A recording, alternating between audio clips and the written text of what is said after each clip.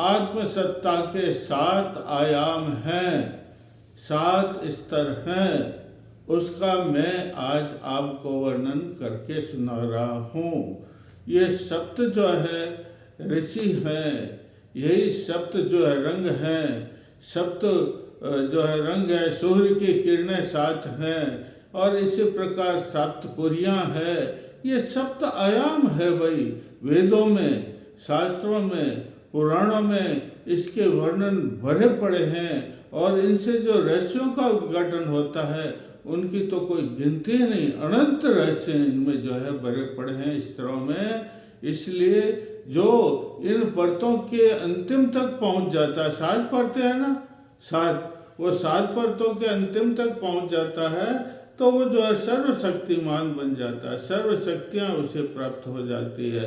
तो ये 7 शक्ति जो है 7 परतें हैं। देखो सूर्य, हम जो मंत्र बोलते हैं गायत्री का, ओम भूर्भुवस्सुवः तत्सवितुर्वरेण्यं भर्गो देवस्य धीमहि धियो यो न प्रचोदयात्, ये हम बोलते हैं ना, तो इसमें भी 7 लोक का वर्णन है।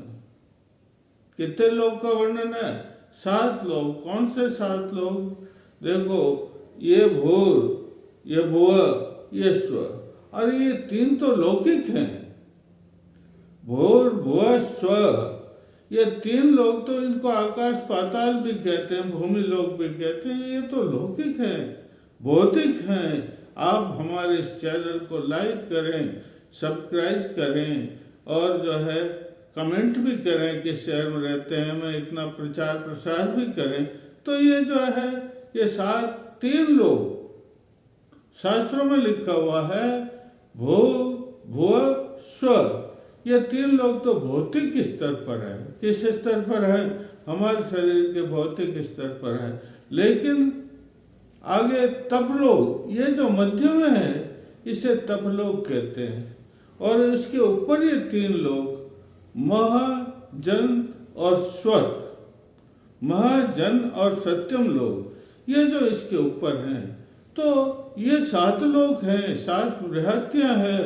ये भूर्भुवः तत्सवितुर्वरेण्यं भर्गो देवस्य धीमहि धियो यो न प्रचोदयात्। मतलब इसमें 3 लोक तो कौन से भौतिक हैं और तपलोक है, और उसके बाद में ये जो है मह, जन और सत्यम, ये देवलोक। अब जब तपलोक में कौन है? ये भौतिक लोक में तो अपन लोग रहते हैं। ये जो भेद कर लेता है, रे 7 परतें हैं, इन प्रत्येक लोक की 7 परतें हैं। उनमें जो अंतिम जो पर जैसे चक्रभेदन अभिमन्यु ने किया था ना महाभारत में, है वो पहुंच रहा था ना, बीच में अटक गया था।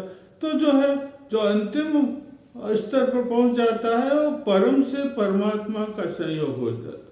किससे?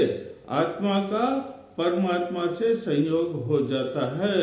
ये जो है इसे जो है देखो, पहला हो गया भौतिक, दूसरा जो चौथा तपलोक। तपलोक का मतलब तपस्वी, जिसमें वो सूक्ष्म है, सूक्ष्म शरीरधारी, सूक्ष्म लोक भी कहते हैं, जिसको अपन नेत्रों से नहीं देख सकते। विचरण करते हैं वो, लेकिन हम नेत्रों से हम इसे नहीं देख सकते हैं। वो तपस्या करते हैं। ऋषि मुनि तपस्या के बल से सब कुछ कर सकते हैं, पर्वतों को हिला देते हैं। अगस्त का नाम सुना आपने? चल्लो भर में समुद्र को पी गए थे। हनुमान जी लंका में पहुंचे थे। तो इस प्रकार ये सूक्ष्म लोक है, लेकिन इन लौकिक नेत्रों से, ये हमारे तो लौकिक नेत्र हैं, इनसे हम उनको नहीं देख सकते। अरे ये जो भौतिक जो 3 लोक बताए मैंने, इन 3 लोकों को तो अचेतन भूमि कहते हैं।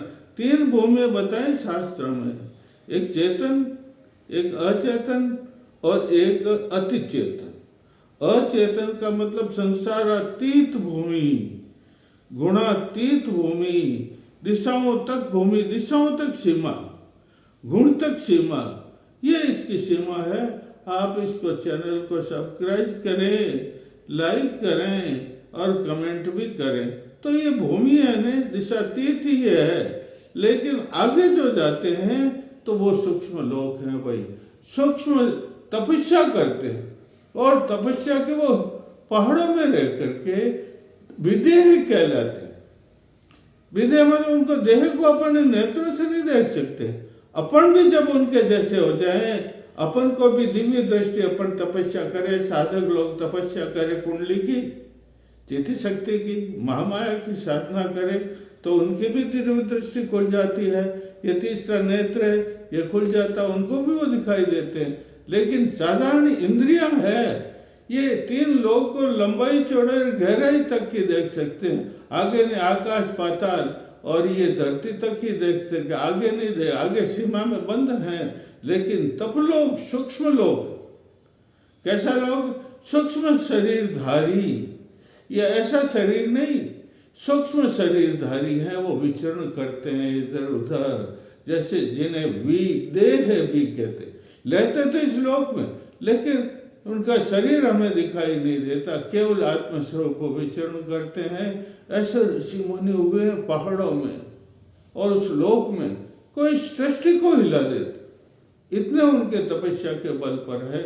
वो अपना ज्ञान प्रसारित करते हैं ईथर से। किससे? अंतरिक्ष की धाराएं, उससे अपना ज्ञान, अपना तप, अपनी आत्मा, अपनी ऊर्जा प्रसारित करते हैं। हम उसको ग्रहण करते हैं और उसके अनुसार ही चलते हैं भैया। वो ऐसा सूक्ष्म लोक है। तो इस सूक्ष्म लोक को हमें वंदन करता हूँ। उसके बाद में होता है 3 और मह, जन और सत्यम, ये देवलोक कहलाता। इसमें देवों का वास, कहते हैं 33 देवता हैं, उन देवी देवता का वास है। वो देविक शक्तियां, कैसे शक्तियां? अरे मनुष्य देवतुल्य बन जाता है। क्या बन जाता है? देवी शक्तियां। और देविक शक्तियों से वो सब कुछ कर सकते हैं। भगवान नहीं तो माया की वजह से विष्णु भगवान ने माया को कहा संसार की सृष्टि की रचना करो, तो माया ने संसार की रचना की है। और भगवान शिव प्रलय कर देते हैं, देव हैं भगवान शिव, देव हैं। और विष्णु इस संसार का पालन पोषण करते हैं। ब्रह्मा इस संसार को माया के कहने से माया को कहकर संसार की रचना करते हैं। ये देवलोक और अनेक प्रकार के इंद्र वगैरह सारे देवता और वाचस्पति सारे देवता इसके अंदर रहते हैं।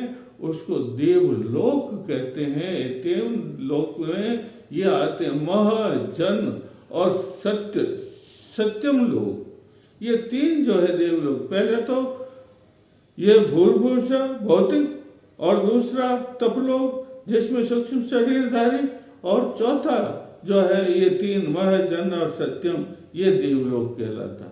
ये जो है, अब इनमें जो सत्य है, 7 आयाम है, स्तर है, इसमें अंतिम स्तर तक पहुंचता है तो वो जो है परम परमात्मा से उसका मिलन होता है। वो भी परम परमात्मा स्वरूप बन जाता है, उसमें लय कर देता है। ये हमारा शरीर है ना, इसमें भी देखो मांस, ये हमारा अवयव है, इसमें भी तो 7 स्तर है ना। देखो ये शरीर अवयव है, ये शरीर है ब्रह्म शरीर। इसको क्या कहते हैं? ब्रह्म शरीर भी कहते हैं, शरीर है। इसके अंदर जो है ये अवयव कहलाते, अंग। अवयव का मतलब अंग है, और अंगों के अंदर मांस है, रस है, मज्जा है, ये भी 7 हैं। कितने हैं? 7 हैं। देखो मांस, और मांस में इसके बाद में मांसपेशियां, और मांसपेशियों में छोटे छोटे तंतु, ज्ञान तंतु। कैसे तंतु? ज्ञान तंतु। और ज्ञान तंतु से मस्तिष्क, इसमें जो है वो विद्युत प्रवाह प्रवाहित होता है। कैसा प्रवाह? विद्युत प्रवाह, अलौकिक विद्युत प्रवाह, आत्म प्रवाह इसमें प्रवाहित होता है। ये 7 शर्तें इसमें भी भाई। ये मांस, मज्जा, विद्युत, ये मांस, मज्जा, अस्थि, देह, वीर्य। वीर्य में वो शक्ति है बलवती जो सब संचालित कर देती है शरीर को। तो इस प्रकार ये 7 जो है आयाम, कुंडली, कुंडली को ही कहते हैं ना माँ, यही सत्ता है ना, यही आत्म सत्ता है ना, यही ब्रह्मलोक की रचना करने वाली, यही ब्रह्मलोक का संचालन करने वाली, यही ब्रह्मलोक को लय करने वाली, यही तो आत्म सत्ता है। यही परम परमात्मा की सत्ता। किसकी सत्ता?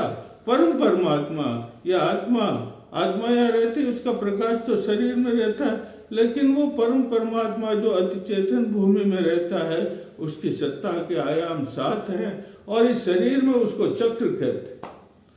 ये शरीर में भी है, हमारे शरीर में जो मेरुदंड है, उस मेरुदंड के अंदर भी यही 7 लोक है। ये देखो, मैं फिर बता देता, मूलाधार में जो है भूलोक, स्वादिष्टान में भूलोक, और ये स्वर्गलोक, ये महलोक, ये जनलोक, ये तपलोक और ये सत्यम लोक। यही मूलाधार, स्वादिष्ठान, मणिपुर, अनाहत, विशुद्ध और ये आज्ञा चक्र और ये सहस्रार, ये 7 ही लोक हैं भाई। ये ब्रह्म सत्ता है, ये कुंडली की सत्ता है, ये कुंडली का राजपथ है। जब कुंडली जागृत होती है तो इन चेतनाओं को पार करती, ये चेतन सोपान है ना। ये भी स्तर बताए ना, 7 स्तर में। आयाम का मतलब स्तर। स्तर कितने स्तर होते हैं इसमें? 7। कितने? और अंतिम स्तर में किससे मिलन होता? परम परमात्मा से। किससे मिलन होता? परम परमात्मा से मिलन होता है।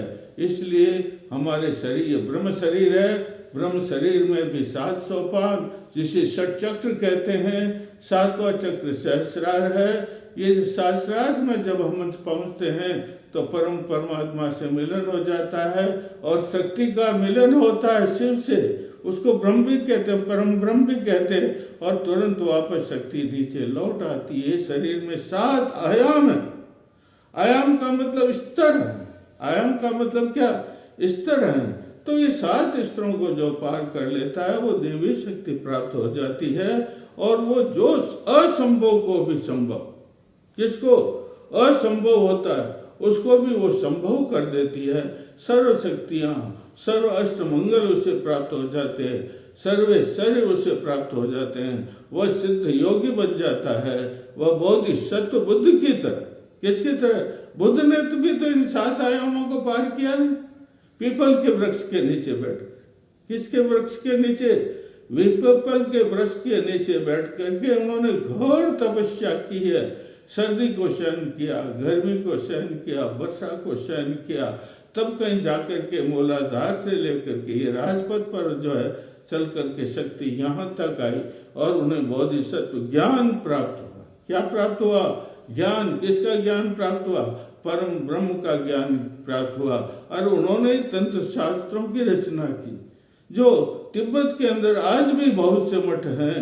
उन मठों के अंदर कुंडली जागरण का ही ज्ञान किया जाता है, और वो ज्ञान हमारे देश में उत्पन्न हुआ और उससे फिर जापान में, मलेशिया में और ताइवान में और आदि अनेक देशों में प्रसारित हो रहा है। ये कुंडली जागरण की विद्या ही है। सप्त सोपान क्या है? आत्मसत्ता के सप्त सोपान कुंडली जागरण ही, अवेकिंग ऑफ सर्पेंट पावर ही है। पाश्चात्य लोग इसे सर्पेंट पावर कहते हैं, सर्पेंट फायर भी कहते हैं। इसलिए मैं आपको सप्त सोपान का आज ज्ञान कराएं। बोलो कुंडली माता की जय।